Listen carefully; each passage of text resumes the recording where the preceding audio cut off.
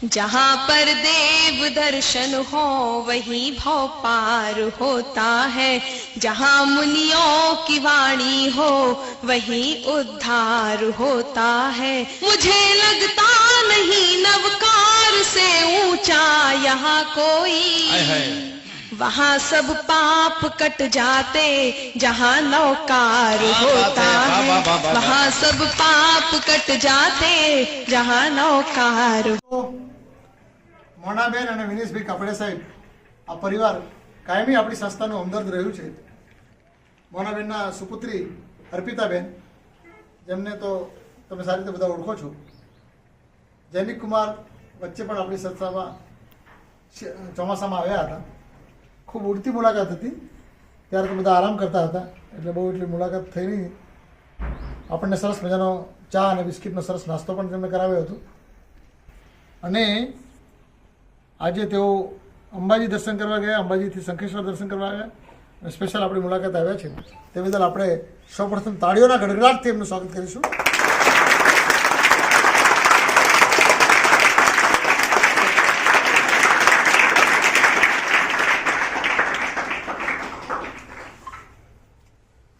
હવે આપણે 3 તાળીથી એમનું સન્માન કરીએ।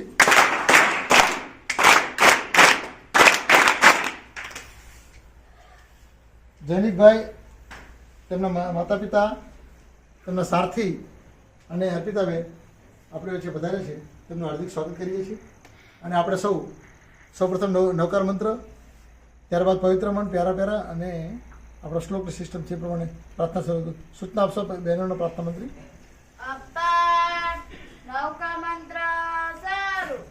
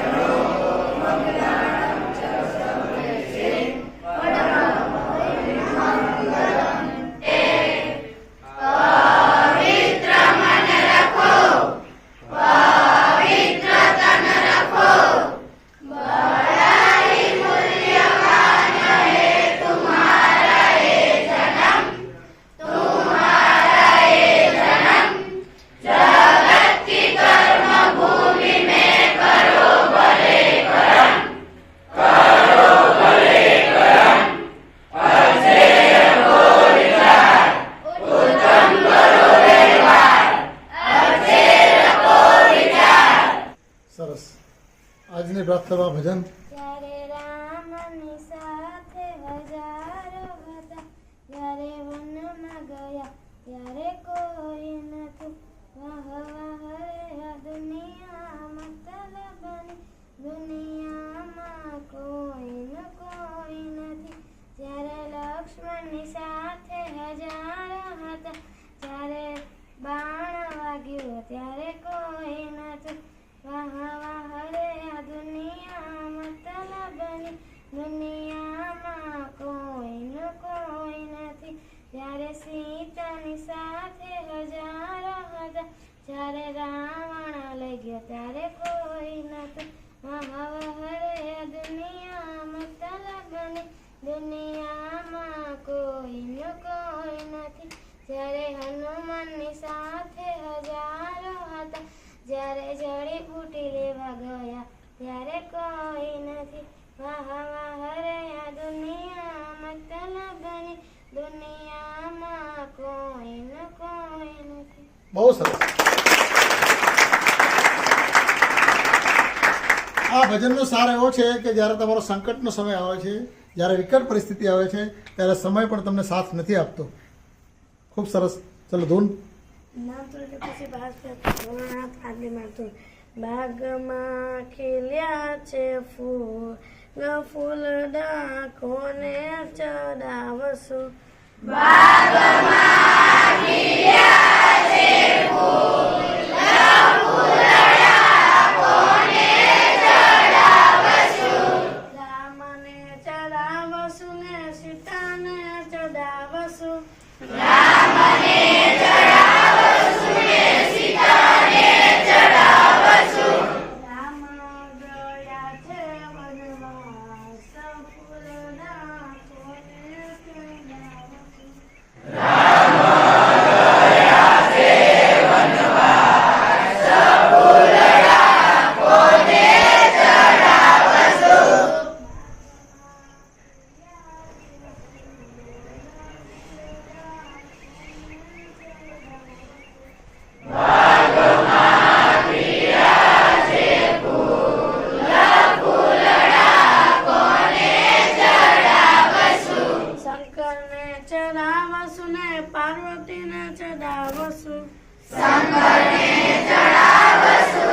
પાર્વતીને ચડાવશું. શંકર ગયા છે કૈલાસ, ફૂલડા કોને ચડાવશું.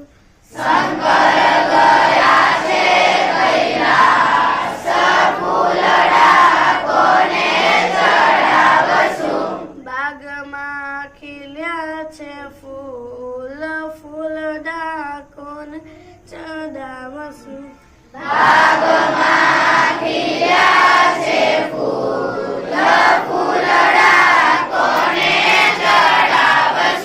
કૃષ્ણને ચડાવશું ને રાધાને ચડાવશું.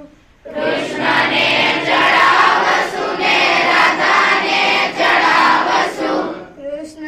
ગયા છે ગોકુળ, ફૂલડા કોને ચડાવશું.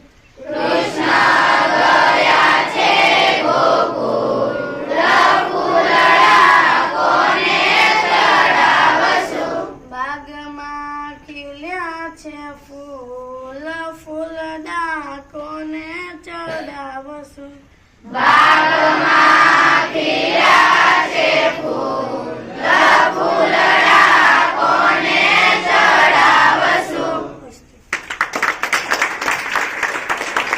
તારીખ 14/2/2026 વાર શનિવાર આજના મારા સ્પેલિંગ ડિટેક્ટિવ. ડિટેક્ટિવ, વાહ.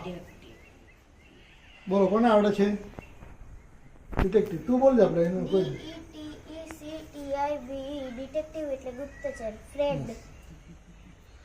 બોલો બીજો સ્પેલિંગ. ફ્રેન્ડ. ફ્રેન્ડ. ચલો, ફ્રેન્ડ નું સ્પેલિંગ કોને આવડે છે? જેને આવડતો ઊંચા આગળ કરો ફ્રેન્ડ. ચલો મૌલિક ભાઈ બોલો. ફ્રેન્ડ. ફેન. ચલો, ફેન નો સ્પેલિંગ.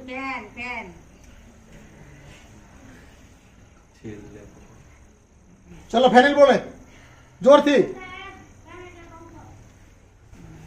હેલ્પ. હેલ્પ.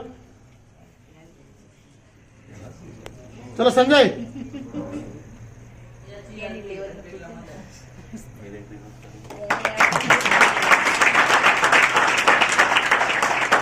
આપણે વચ્ચે જૈનિકભાઈ, એમના માતા પિતા છે.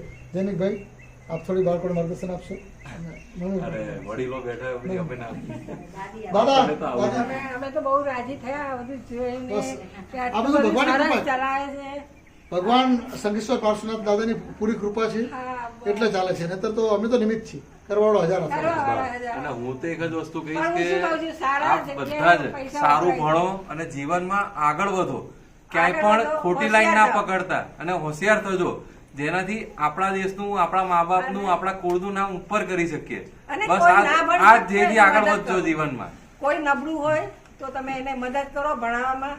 એમાં કઈ આપણું જવાન નથી આપણને મળવાનું. હા, યસ યસ. એટલે બધા જ ભણજો, કોઈ- બધાને સરસ સરસ આશીર્વાદ છે. બસ કે ભણીને આગળ વધો બધા જ. બસ ભણી ગણીને આગળ વધો અને સારું કામ કરો. બસ અર્પિતાબેન, તમારે શું બોલવું? દાદા, અમે તો આશીર્વાદ આપો. દાદાને એવું બોલે. કાવ્યાબેન કે કાવ્યાબેન, આપણે તાળી વાળી ધૂન કરો પછી છૂટા પડી. તાળી પાડો તો મારા શ્યામની રે, બીજી તાળી ના પાડજો. તાળી પાડો તો મારા શ્યામની રે, બીજી તાળી ના હોયજો.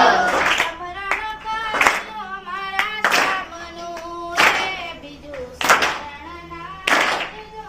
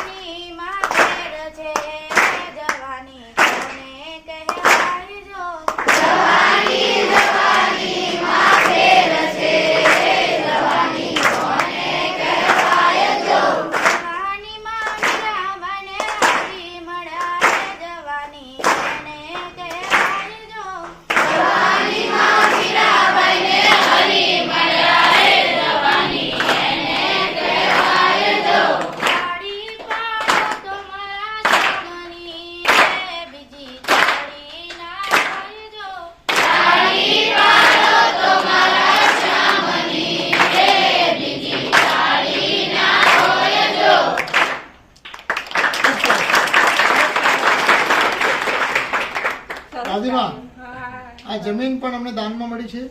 એક શ્યામાબેન ગુગલે અમને દાનમાં આપી. આજે આ દુનિયામાં હયાત નથી પણ તેમનો આત્મા અમારી સાથે છે. હા બસ. ડોક્ટર આત્મા ઠરવો જોઈએ. હા ડોક્ટર MM ગુગલે સાહેબ અને શ્યામાબેન ગુગલે પુનાના વતની પણ અમદાવાદમાં સ્થાયી થયેલા.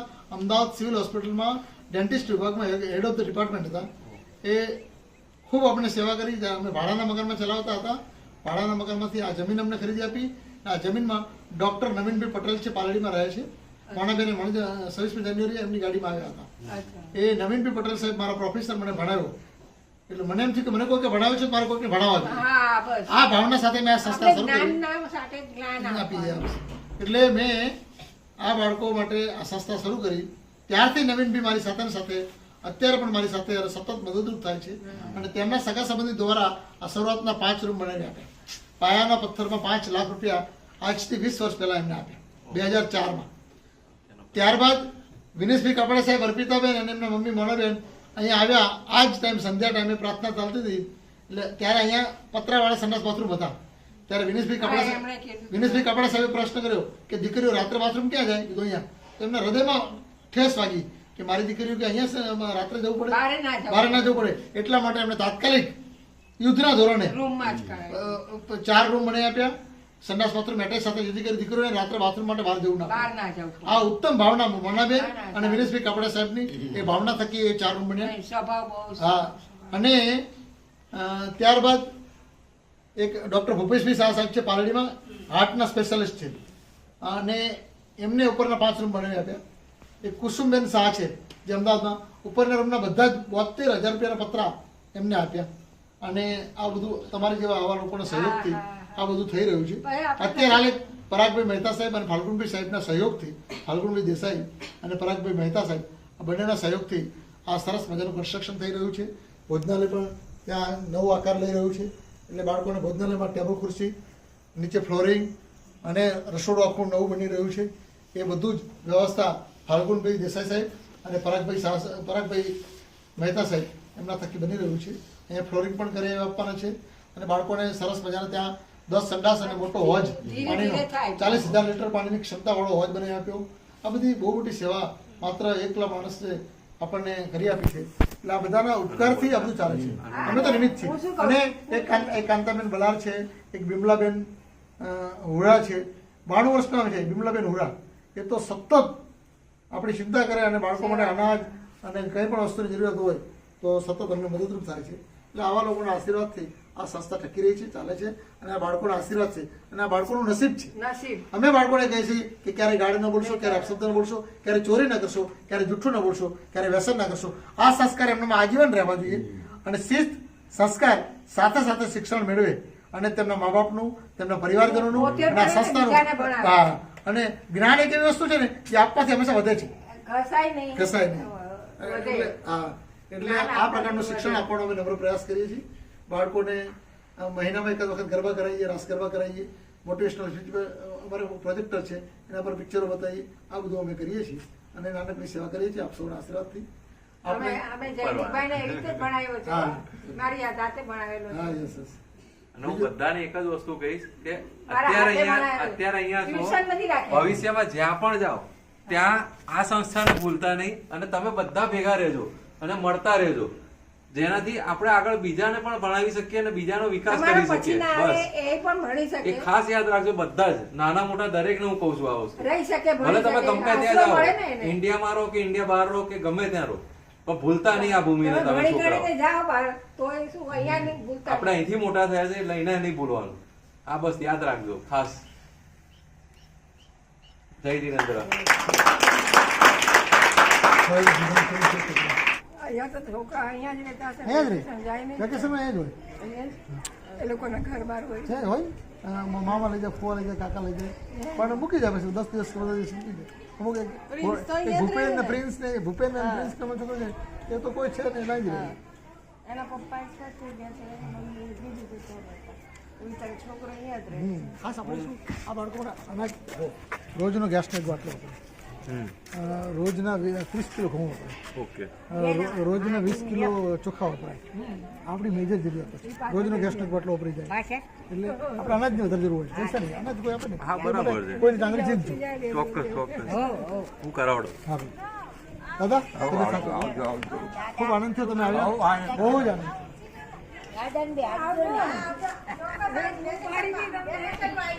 હવે ઘરે વધારજો. मुझे तूने दाता बहुत कुछ दिया है, तेरा शुक्रिया है, तेरा शुक्रिया है. मुझे तूने दाता बहुत कुछ दिया है, तेरा शुक्रिया है, तेरा शुक्रिया है. मुझे तूने भगवन बहुत कुछ दिया है, तेरा शुक्रिया है, तेरा शुक्रिया है.